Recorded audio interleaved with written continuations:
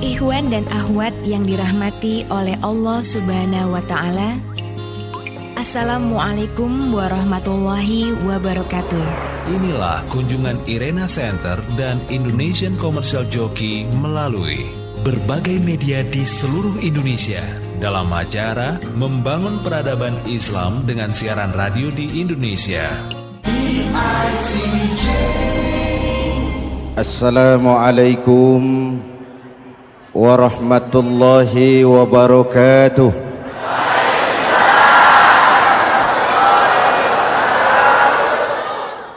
Alhamdulillah wassalatu wassalamu ala Rasulillah Sayyidina Muhammad ibn Abdullah wa ala alihi wa sahbihi wa mawala, amma ba'du. Saudara-saudara kaum muslimin di seluruh tanah air, hari-hari pada minggu akhir Ramadan kita bersama-sama menyaksikan sebuah fenomena tentang pindahnya kegiatan umat dari masjid ke pasar, dari masjid ke terminal, dari masjid ke stasiun, dari masjid ke bandara. Apa boleh buat, itulah wajah kita. Bahwa lebaran artinya mudik, bahwa lebaran artinya baju baru dan makanan. Lebaran berbeda dengan Idul Fitri. Lebaran adalah tradisi yang setiap kita boleh ikutan.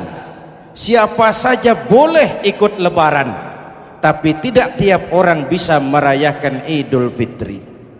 Mau puasa atau tidak puasa, boleh lebaran. Tidak dilarang sama petugas keamanan. Mau ibadah Ramadan atau tidak melaksanakan ibadah Ramadan, boleh ikut lebaran. Tapi tidak berarti merayakan Idul Fitri, karena selalu ada kos dari apa saja yang kita lakukan. Saya mau cerita, mau dengar nggak? Ada dokter gigi, dokter baru. Satu sore praktek, pasiennya 4 orang nunggu duduk jejeran. Dipanggil pasien pertama, diperiksa, berlubang giginya, dicabut tanpa dibius. Namanya dokter baru.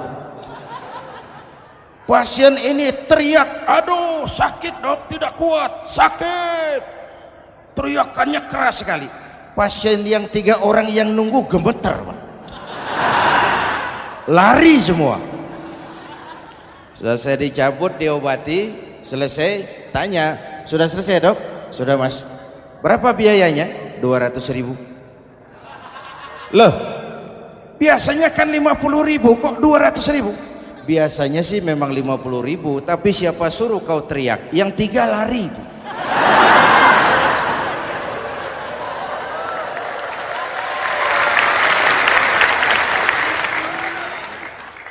Cerita pendek ini ingin berpesan kepada kita, selalu ada ongkos yang harus kita bayar dari apa saja yang kita lakukan. Mau ibadah atau tidak, mau jadi orang baik-baik atau jadi bajingan paling tengik, mau berbuat salah atau berbuat soleh, selalu ada kosnya, selalu ada ongkosnya. Kita bicara kembali kepada fitrah, Idul Fitri. Bagaimana caranya? Pertama saya ingin mengutip bagian pendek dari ayat 185 Al-Baqarah.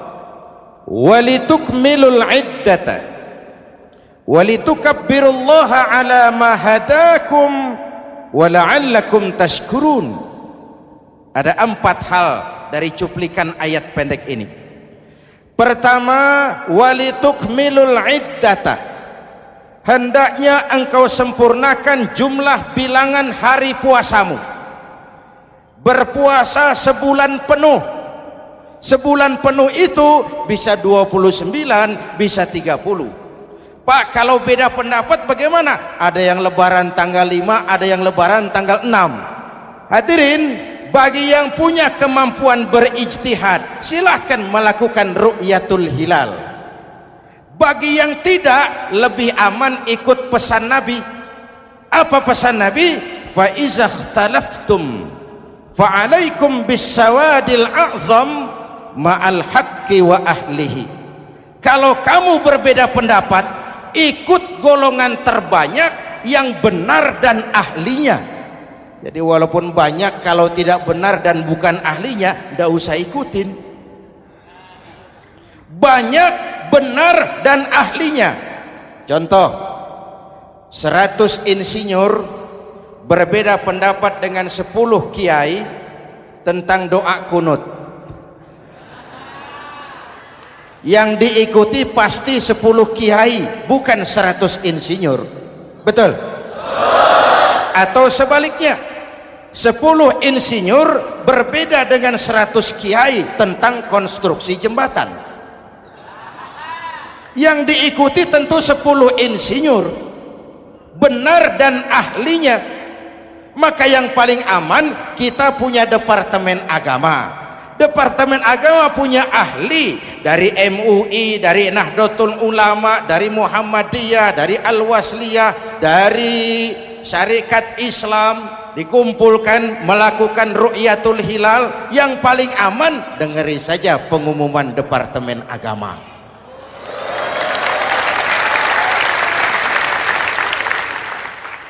Tapi tetap menghormati mereka yang meyakini 1 Syawal jatuh pada tanggal 5. Beda boleh, marah jangan. Jelas? Saudara boleh suka tempe, tapi jangan menghina orang yang tidak suka tempe. Saudara boleh senang tahu, tapi jangan ngenyek karo wong yang senang tahu. Hadirin yang saya hormati, walitukmilul iddata. Kalau mau kembali kepada fitrah, sempurnakan jumlah bilangan hari puasamu. Makna sempurnakan di sini 2, sempurnakan 1 bulan penuh dan sempurnakan semangat puasamu. Walaupun Ramadan berakhir, puasa jangan selesai. Kenapa? Tangan kita masih tetap terus puasa dari mengambil yang bukan milik kita. Lidah kita walaupun Ramadan sudah selesai tetap berpuasa dari memfitnah dan menggunjing orang lain. Kaki kita walaupun Ramadan sudah selesai tetap puasa dari berjalan ke tempat yang tidak baik. Perut kita tetap berpuasa dari kemasukan barang-barang yang haram. Sempurnakan semangat puasamu. Sikap disiplin, sikap jujur, merasakan kehadiran Allah dekat dalam hidup. Nih contoh ringan. Tadi waktu asar dan zuhur, saudara sholat apa tidak? Sholat. Waktu sebelum sholat kan berwudu. Ketika berwudu kan berkemur. Umpama waktu berkemur itu saudara korupsi, sedikit saja airnya saudara minum, saya yakin jangankan petugas keamanan, teman wudhu sebelah pun tidak akan tahu kalau waktu berkemur saudara korupsi. Kalau selesai Ramadan ini diterjemahkan, insya Allah negara kita bersih, berkurang korupsinya. Hadirin yang saya cintai, saya kembali kepada pesan Al-Baqarah 185 tadi. Walitukmilul iddata, sempurnakan jumlah bilangan hari puasamu. Puasa sebulan penuh dan kemudian lanjutkan semangat Ramadan. Disiplin, merasakan diri di bawah pengawasan Allah. Sekarang ini Allah ditekan. Kita iman dalam ucapan tapi sekuler dalam perbuatan. Tuhan cuma ada di masjid, di kantor Tuhan hilang, maka korupsi merajalela. Tuhan cuma ada di masjid, di pasar Tuhan hilang, maka timbangan tetap curang. Iman dalam ucapan tapi sekuler dalam perbuatan. Kalau jiwa dan semangat Ramadan kita bisa terapkan, insya Allah korupsi akan berkurang. Sekarang kan kita prihatin, yang tadinya teriak-teriak wong cilik malah ribut rumah mewah. Yang tadinya teriak-teriak rakyat kecil sekarang malah ribut soal villa 5 miliar. Ini kan menyedihkan, memilukan dan memalukan, tidak punya sense of crisis. Nah, saya juga nggak tahu apa itu. Udah dengerin aja, kenapa sih? Usil bener. Padahal ekonomi kita masih terpuruk, lapangan kerja sulit, jumlah pengangguran rata-rata 2 juta orang per tahun, lapangan kerja baru sulit terbuka karena investor jangankan yang dari luar mau masuk, yang di dalam siap-siap keluar. Terakhir kita dengar Sony, pabrik elektronik besar, mau cabut lagi, pindah invest ke Taiwan, menyusul pabrik silet yang di Ciputat itu. Ketika ditanya apa investasi di Cina lebih murah, tidak, dia bilang lebih mahal, cuma lebih pasti. Di Indonesia murah, cuma mejanya kebanyakan, biaya siluman, namanya siluman nggak karu-karuan, keluar uang banyak, urusan tidak pasti, capek. Disahkan undang-undang penyiaran yang justru ditolak oleh masyarakat penyiar sendiri. Industri penyiaran bakal kolaps karena sekarang ini boro-boro mereka industri televisi mau break even point, mau pulang modal, dengan ke depan bisa bangkrut. Akibatnya bisa kita pastikan, jumlah pengangguran makin bertambah. Hadirin yang saya hormati, kita memang setuju jangan terlalu mengadopsi siaran-siaran televisi dari luar, kita harus punya filter. Tapi pada sisi yang sama, kita juga harus memperhatikan lapangan kerja buat rakyat kita ini. Walitukmilul iddata, sempurnakan jumlah bilangan hari puasamu. Kalau jumlah hari puasa sudah sempurna, tuntunan yang kedua dari Al-Quran, walitukabbirullah, hendaknya engkau agungkan nama Tuhanmu, takbiran. Takbiran itu bisa sendiri, bisa berjamaah, bisa di rumah, bisa di masjid, bisa di surau, bisa dengan pawai keliling, asal dilaksanakan dengan tertib dan tidak mengganggu lalu lintas umum. Prakteknya yang terjadi, pawai keliling itu mengganggu ketertiban umum, perang petasan, mengganggu lalu lintas, terjadi macam, ada yang takbiran bawa bendera partai. Innalillahi wa inna ilaihi rajiun. Ini takbir politik. Hadirin yang saya hormati, kalimat takbir dalam kondisi kita, saya ingatkan kepada satu ungkapan Bung Tomo. Bung Tomo, pelaku sejarah, tokoh 10 November yang dikenal sebagai Hari Pahlawan, dalam satu pidatonya saya ingat pernah berkata, andai kata tidak ada kalimat takbir, ini ungkapan Bung Tomo, andai kata tidak ada kalimat takbir, saya tidak tahu dengan apa saya harus menggerakkan putra-putra terbaik bangsa untuk bangkit berjuang melawan penjajah.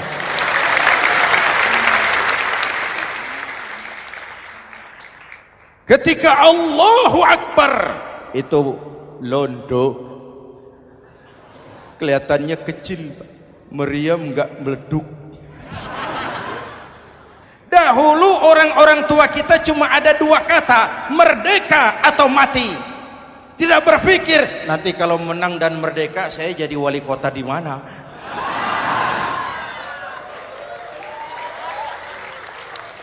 Kalimat takbir, bangsa ini harus bangkit dari keterpurukan. Bangsa ini harus bangkit mengejar ketinggalan-ketinggalannya. Bangsa ini tidak boleh terpuruk terus, dan semangat takbir harus menjiwai kita. Tidak ada capek dalam perjuangan, tidak ada puas dalam upaya. Keberhasilan cuma pengantar ke arah keberhasilan yang lebih baik lagi. walitukabbirullah, hendaknya engkau agungkan nama Tuhanmu. Nama Allah menjadi motivasi besar dalam kehidupan kita. Ini pesan Quran Al-Baqarah 185. Pesan kedua, setelah sempurnakan jumlah bilangan hari puasamu, agungkan nama Tuhanmu. Takbiran. Kalimat takbir sendiri kalau kita lihat pada kalimatnya ada kata la ilaha illallah wahdah sadaqa wa'dah wa nasara 'abdah wa a'azza jundah wa hazamal ahzaba wahdah. Tidak ada Tuhan selain Allah, esa, tidak beranak, tidak diperanakan, wahdah, tidak bisa diumpamakan dengan apapun. Sadaqa wa'dah, Allah yang maha menepati janjinya. Wa nasara 'abdah, Allah yang maha menolong hambanya. Kalau bukan kebesaran Allah, berat berjuang Ramadan ini melawan musuh yang tidak nyata. Puasa itu kalau olahraga golep. Benar Pak, kalau tinju lawannya kelihatan. Betul. Sepak bola musuh kelihatan, bulu tangkis kelihatan, golf siapa musuhnya? Itulah puasa, menghadapi musuh yang tidak kelihatan. Itu lebih berat daripada perjuangan mengangkat senjata, lebih berat daripada berjuang mengorbankan harta. Tapi kalau di bulan Ramadan saja Rasulullah menang dalam perang Badar, itu harus jadi sumber motivasi. Dengan kalimat takbir, dengan keagungan Allah, bangsa Indonesia harus bangkit dari keterpurukan. Ibu bapak hadirin yang saya hormati, jadi bukan akhir Ramadan lalu sibuk beli baju. Boleh, tapi bukan itu yang utama. Laisal id bilibasin jadid walakinnal id bita'atin yazid. Idul Fitri bukan pakaian baru. Idul Fitri adalah ketaatan yang meningkat, yang telah ditempa, digojlok, digembleng oleh Ramadan. Jadi kalau Ramadan rajin baca Quran, lalu selesai Ramadan sayonara Quran, latihan tidak berhasil. Ramadan rajin ke masjid, selesai Ramadan selesailah ke masjid. Awal Ramadan full house sampai ke halaman, akhir Ramadan cuma imam berdua tikar. Masjid kembali senyap, padahal masjid adalah pusat kegiatan umat. Saudara lihat dari sejarah, ketika hijrah ke Madinah, Rasul singgah di Kuba. Apa yang beliau lakukan? Membangun masjid. Ketika sampai di Madinah, kesibukan pertama beliau apa? Mencari rumah dinas? Bukan. Kesibukan pertama beliau mencari lokasi di mana membangun masjid. Isra dan Mi'raj, perjalanan besar dimulai dari masjid ke masjid. Ini indikasi masjid memang merupakan pusat kegiatan umat. Umat Islam dengan masjid seperti ikan dengan air, tidak boleh pisah. Ada ikan yang tidak betah di air? Ada. Ikan mau modar. Kalau umat sudah mulai menjauhi masjid, jiwanya yang akan mati. Kalau jiwanya mati, jasadnya masih hidup, itu namanya bangkai berjalan. Walitukabbirullah, engkau agungkan nama Tuhanmu. Takbiran, setelah berjuang penuh membina takwa, mengharap ridho, mengendalikan nafsu. Ingat loh, puasa itu bukan menghilangkan nafsu, mengendalikan, menempatkan pada tempatnya. Manusia tanpa nafsu bukan manusia, tapi manusia yang disetir nafsu turun jadi binatang, bahkan lebih rendah daripada binatang. Puasa ini menempatkan nafsu di tempatnya. Hai laki-laki, kamu nafsu sama perempuan? Betul Pak. Perempuan suka laki-laki? Betul Pak. Boleh lewat sini, lewat pintu yang disebut nikah. Ini nafsu disalurkan lewat pintu yang disebut nikah. Jangan seperti ayam kawin tiap malam nikah tidak mau.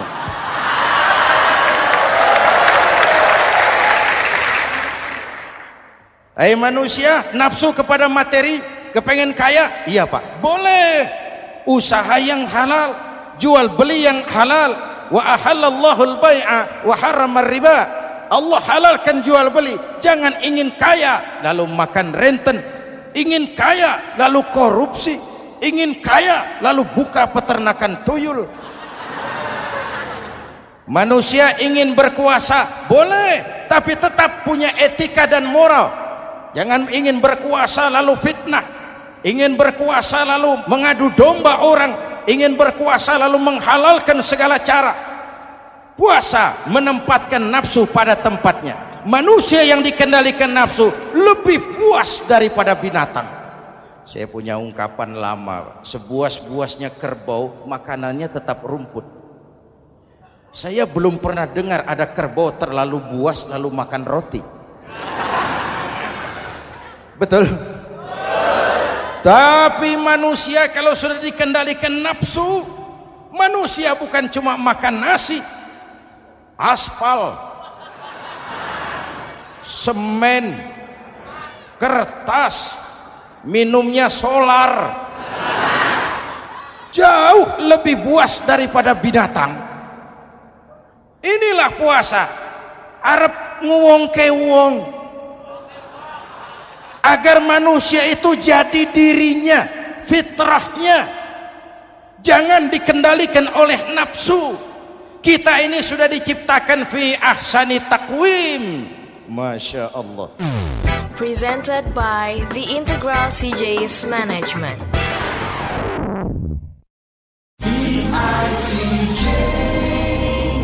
Hadirin, yang ketiga pesan Al-Baqarah 185 tadi, setelah sempurna jumlah bilangan hari puasa, lalu mengumandangkan takbir, membayar zakat fitrah. Kenapa itu kita lakukan? Mengagungkan nama Allah, ala ma hadakum. Agungkan nama Allah yang telah memberikan hidayahnya kepadamu. Masya Allah nih, hidayah, kita bersyukur. Hidayah ini hak prerogatif Allah, diberikan kepada siapa saja yang dikehendaki oleh Allah. Kita bisa lihat dalam sejarah, ada anak Nabi tidak mendapat hidayah, tidak terpanggil mengikuti kebenaran yang disampaikan oleh bapaknya, namanya Kan'an, putra Nabi Nuh. Ada ayah Nabi bernama Azar, ayah Nabi Ibrahim, putranya penegak tauhid, ayahnya produsen berhala. Ada istri Nabi, istrinya Nabi Lut, tidak mendapat hidayah, tidak terpanggil mengikuti kebenaran. Lalu Abu Jahal, Abu Lahab, paman Nabi, melihat Nabi, menyaksikan mukjizat, mendengar wahyu, melihat tutur kata Nabi, hidayah tidak datang kepada dia, maka mereka tidak terpanggil mengikuti kebenaran. Kita alhamdulillah keponakan Nabi saja bukan, mendapat yang namanya hidayah ini. Ini harus kita pelihara, kita jaga baik-baik, karena ini merupakan hak prerogatif Allah. Yahdi man yasha, diberikan kepada siapa saja yang dikehendakinya. Hadirin, sembari kita mengambil pelajaran tentang Kan'an yang tidak dapat, putra Nabi Nuh. Ini saya ngambil bagian cerita sejarah. Masih mau dengar? Nabi Nuh diberi umur 950 tahun, berdakwah sepanjang hidup. 800 tahun beliau dakwah, dapat pengikut tidak lebih 80 orang, rata-rata 10 tahun satu. Yang dihadapi ini umat yang kurang ajar, bandel, bajingan, tengik. Kalau diceramahi, telinganya ditutup dengan tangannya. Ini saking kurang ajarnya ini umat. Diberikan dakwah, telinganya ditutup dengan tangan. Nabi Nuh ketika di puncak kesabarannya munajat, ya Rabb, Bagaimana Nuh? Siang malam saya berdakwah kepada umat ini. Saya sampaikan risalahmu, saya canangkan seruanmu, saya sampaikan ajaranmu. Inni da'autu qaumi lailan wa nahara. Siang malam saya berdakwah kepada umat. Wa inni kullama da'autuhum ja'alu asabi'ahum fi adhanihim. Tiap kali saya sampaikan dakwah kepada mereka, mereka tutup telinganya dengan tangannya. Saya tidak sanggup menghadapi umat seperti ini, ya Allah. Habis mau kamu bagaimana, Nuh? Sikat saja sudah semua ini. Bikin mati saja. Nanti kalau punya anak, anaknya kafir lagi. Lebih baik bapak moyangnya, mbah-mbahnya sikat semua. Rabbi la tazar 'alal ardi minal kafirina dayyara. Jangan disisakan orang kafir. Habisin semua. Itu mau kamu? Iya. Buat kapal Nuh, nanti aku turunkan banjir. Dengan apa saya membuat kapal ya Rob? Pakai kayu Nuh. Kayunya dari mana ya Rob? Dari pohon tentu. Pohonnya belum ada ya Rob. Tanam dulu Nuh. Membuat kapal kayunya nanam pohon dulu. Apa artinya? Perjuangan bukan simsalabim abracadabra. Perjuangan bukan makan lombok, ini hari dimakan, ini hari pedas. Perjuangan itu proses, ada keringat, ada air mata, ada darah, tempo-tempo nyawa. Itulah perjuangan. Sudah pohon ditebang, buatkan kapal di tengah kampung. Umat unjuk rasa lagi. Nuh makin gila. Bikin kapal di tengah kampung, mau belayar kemana? Selesai Nuh, selesai ya Rob. Naik. Orang-orang yang beriman bersamamu, naik. Binatang serba sepasang, naik. Naik Nuh, naik. Orang beriman, naik. Binatang serba sepasang. Gerimis mulai turun. Setelah kapal semua terisi, Nabi Nuh kontrol. Sudah naik semua? Sudah. Nuh. Mas Bejo, ada? Ada. Bawa painem, naik sudah masuk. Oke, Kan'an anak saya ikut tidak naik kapal. Kami tidak lihat Nuh. Turun ke bawah. Ada Kan'an, kami tidak lihat Nuh. Naik ke atas buritan. Kelihatan Kan'an tidak ikut naik kapal. Kumpul bersama orang kafir di daratan. Inilah potret kehidupan. Kumpul dengan orang-orang kafir. Berapa banyak anak-anak kita tidak mau ikut orang tuanya ke masjid, kumpul dengan orang-orang kafir di tempat maksiat. Nuh karena sayang kepada anak, dari atas kapal memanggil, ya bunayya rkam ma'ana. Ya, ini bahasa orang manggil, Pak. Kan'an, kesini nak, naik kapal sama papi. Ini terjemahan bebas. Jawab Kan'an di bawah, tidak mau Pak, saya di sini saja. Jangan nak, Allah sedang murka, akan turun banjir. Kalau datang banjir Bapak, sa'awi ila jabalin ya'simuni minal ma'. Saya akan naik ke gunung tinggi yang bisa menyelamatkan saya dari banjir. Kan'an naik ke gunung tinggi, gunung pun tenggelam dihantam banjir. Dalam puncak kepedihan, Nabi Nuh akhirnya sadar, ya Allah, kalau orang kafir tenggelam memang saya yang minta, tapi Kan'an kan anak saya. Nuh, anggap Kan'an bukan anakmu. Wa innahu amalun ghairu salih. Nuh sadar, akhirnya bilang, ana urid wa anta turid wallahu fa'alun lima yurid. Aku punya kemauan, kau Kan'an punya kemauan, Allah juga punya kemauan. Kemauan Allah lah yang akhirnya jadi kenyataan. Nek sekarang juga kita ngadepi musim banjir. Bukan banjir air saja, banjir peradaban-peradaban yang masuk ke negeri kita. Banjir maksiat, banjir munkarot. Kalau kita sudah ke masjid, kita sudah naik kapal. Tolong kontrol anak-anak kita. Tolong kontrol tetangga kita. Ayo naik kapal. Banjir.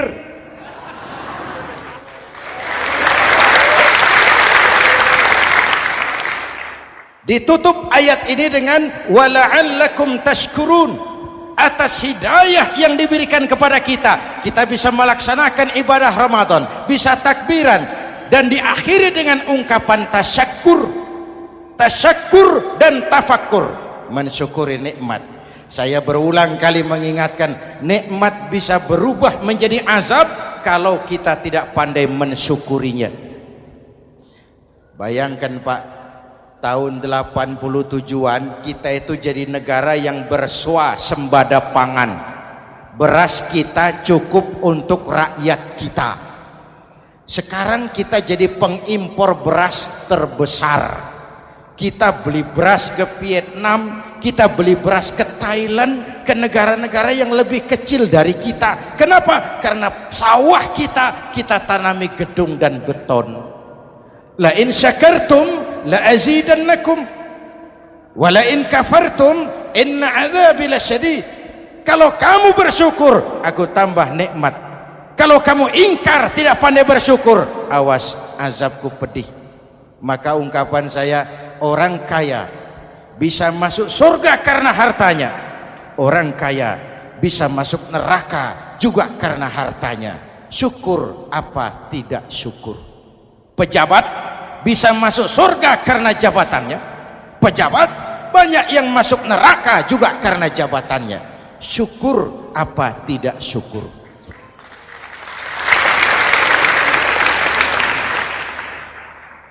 Orang alim, kiai bisa masuk surga karena ilmunya. Orang alim pun bisa masuk neraka lebih dulu dari penyembah berhala juga karena ilmunya. Syukur apa tidak syukur? Kasih jabatan sebagai pemimpin lalu menyadari sayyidul qaumi khadimuhum. Pemimpin suatu umat adalah pelayan bagi umat itu. Pelayan harus melayani, bukan minta dilayani. Selama ini kita memandang jabatan itu jalan pintas menuju kaya. Jabatan itu artinya kekuasaan dan fasilitas, maka yang lahir rampok-rampok baru.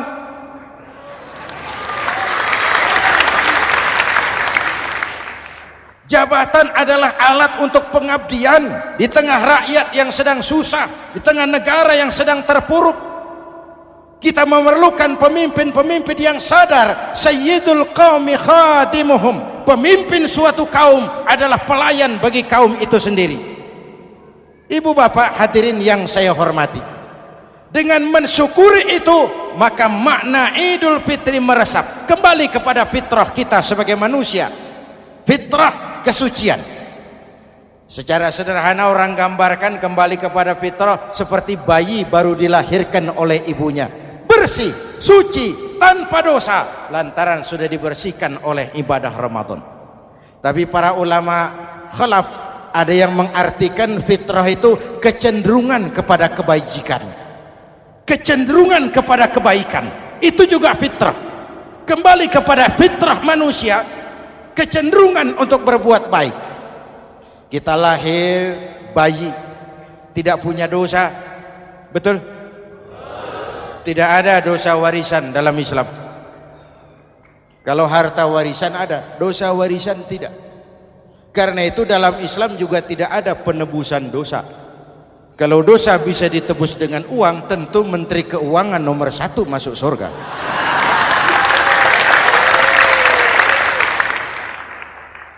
Dosa dalam Islam ditebus dengan taubat, langsung kepada Allah, sonder calo. Hadirin yang saya hormati, kembali kepada fitrah seperti bayi baru dilahirkan oleh ibunya, bersih, tidak punya dosa kepada Allah lantaran sudah dibersihkan oleh ibadah Ramadan. Soalnya kemudian kita kan tidak hanya bersalah kepada Allah, kita ini juga bergaul dengan sesama manusia, betul? Sebuah hadis, sahabat ditanya oleh Rasul, atadruna manil muflis? Saudara-saudara, tahu kamu siapa orang yang bangkrut? Oh Rasul, orang bangkrut yang tidak punya uang, orang bangkrut yang tidak punya harta. Salah kata Rasul, innal muflisa min ummati, yang bangkrut dari golongan umatku, yang besok di hari kiamat datang menghadap Allah dengan membawa pahala solat, membawa pahala zakat, membawa pahala haji, membawa pahala sedekah pada satu pihak. Sementara pada sisi yang lain sebelah kiri, orang ini juga datang membawa kesalahan karena pernah mencaci maki orang, pernah memfitnah orang, pernah memakan harta orang dengan cara yang zalim. Satu sisi bawa kebajikan, sisi lain bawa kesalahan. Kalau ini yang terjadi, bagaimana nasib kita? Kata Nabi, Tuhan, ini pahala solat saya, ini solat yang wajib, ini yang sunnah, rawatibnya, nawafilnya. Datang orang, sebentar Tuhan, apa? Dia memang rajin solat, tapi saya pernah dicaci maki, hancur nama saya, remuk hati saya. Di dunia saya tidak bisa membalas karena dia lebih berkuasa. Sekarang saya menuntut keadilan. Betul? Iya Tuhan. Sini pahala solatmu, kasih orang yang kau caci maki. Tuhan, ini pahala puasa saya yang wajib Ramadannya, sunnah 6 hari Syawalnya, Senin Kemisnya. Ini Tuhan. Datang lagi, sebentar Tuhan. Kenapa? Dia memang rajin puasa, tapi saya pernah difitnah tanpa benar, dicorengkan arang ke dahi, hancur nama saya karenanya. Saya menuntut keadilan karena di dunia waktu itu cuma banyak pengadilan tapi tidak ada keadilan. Benar? Benar. Ini pahala solatmu, kasih orang yang kau fitnah. Tuhan, ini pahala zakat saya. Datang lagi, Tuhan, dia memang suka zakat tapi korupsinya lebih besar dari zakatnya. Nuntut keadilan. Sini pahala zakatmu kasih. Kalau habis pahala kebaikan, orang yang menuntut masih banyak, diambillah dosa orang yang kita sakiti, diberikan kepada kita. Pahala dipreteli, dosa diberikan. Apa enggak bangkrut? Ibarat orang dagang, modal habis, tagihan hutang datang terus. Kenapa? Orang ini cuma baik hubungannya kepada Allah, tapi tidak baik hubungannya dengan sesama manusia. Karena itu, dalam konteks dengan fitrah, manusia makhluk yang fitrah. Apa fitrah itu? Pertama, manusia makhluk yang bertuhan. Itu fitrah. Mengingkari Tuhan, mengingkari fitrah. Yang kedua, manusia makhluk sosial, zon politikan. Itu fitrah. Kita tidak bisa hidup sendiri. Betapa dan siapapun kita memerlukan yang lain. Maka nuansa Ramadan intinya adalah silaturahmi. Nuansa Idul Fitri silaturahmi antar sesama kita. Ada baiknya saya ingatkan lagi sebuah hadis. Masih mau dengar?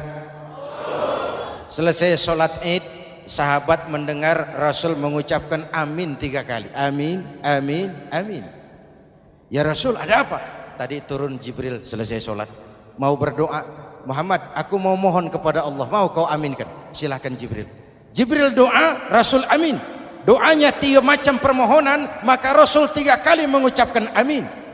Kalau sudah Jibril yang doa, Rasul yang amin, apa iya doanya ditolak? Apa isi doanya? Yang pertama, ya Allah, doa malaikat Jibril, hari ini 1 Syawal, waktu itu doanya, saya mohon kepadamu, jangan engkau terima puasa dan ibadahnya anak yang durhaka kepada ibu bapaknya. Rasul mengucapkan amin. Renungan buat kita. Itu sebabnya barangkali sesibuk-sibuk di Jakarta masih mau mudik nemui orang tua. Yang kedua, ya Rabb, saya mohon kepadamu, jangan engkau terima puasa dan ibadahnya istri yang durhaka kepada suaminya. Amin. Kedengaran Bu? Ada ibu-ibu tanya, Pak, kalau suami yang durhaka sama istrinya bagaimana? Hadisnya tidak menjelaskan itu, Bu.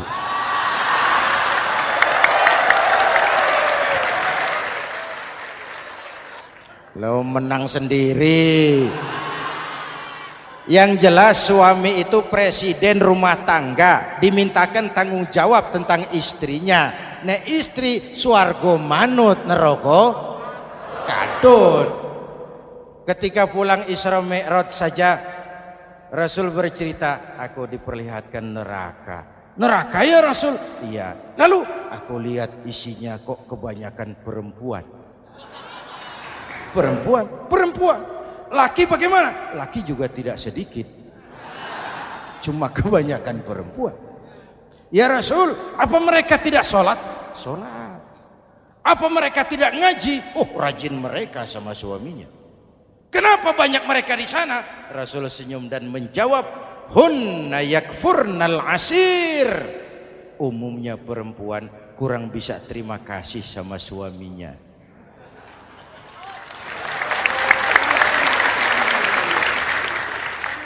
Ini penyakit turunan. Oi, ngaku oi. Lalu yang ketiga, ya Allah, hari ini saya mohon kepadamu, jangan engkau terima puasa dan ibadahnya muslim yang tidak mau memaafkan sesama saudaranya muslim. Memaafkan lebih berat daripada meminta maaf, tapi memberi maaf lebih mulia daripada meminta maaf. Inilah nuansa mengembalikan semangat saling menghargai, saling mencintai, keutuhan, kerukunan, dan kedamaian. Sudah capek kita rakyat dengan konflik. Sudah capek kita dengan mengedepankan perbedaan dan bukan persamaan. Sudah waktunya kita berbeda tapi tetap bergandengan, tetap bersama menyongsong hari esok yang lebih baik.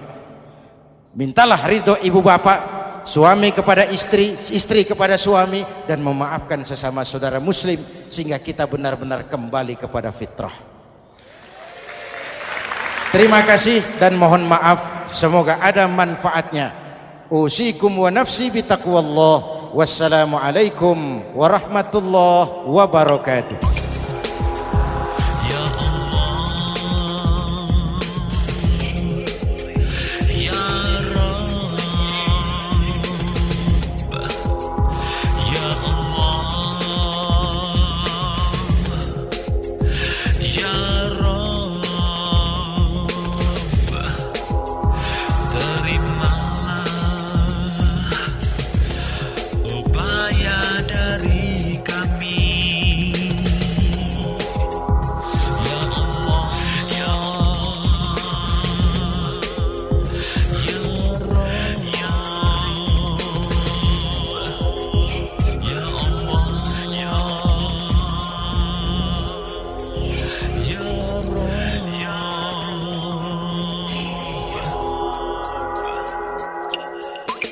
Ikhwan dan akhwat yang dirahmati oleh Allah Subhanahu wa Ta'ala, demikianlah kunjungan kami dalam acara Membangun Peradaban Islam dengan siaran radio di Indonesia. Syukur alhamdulillah atas nikmat Islam dan indahnya persaudaraan yang Allah karuniakan kepada kita semua. Semoga ilmu milik Allah dapat membentengi akidah kaum muslim dari berbagai upaya penyesatan. MPI DSRI ini merupakan komunikasi dan jabat erat di antara kami, Irena Center, Indonesian Commercial Jockey, serta berbagai media di seluruh Indonesia. Terima kasih. Wassalamualaikum warahmatullahi wabarakatuh.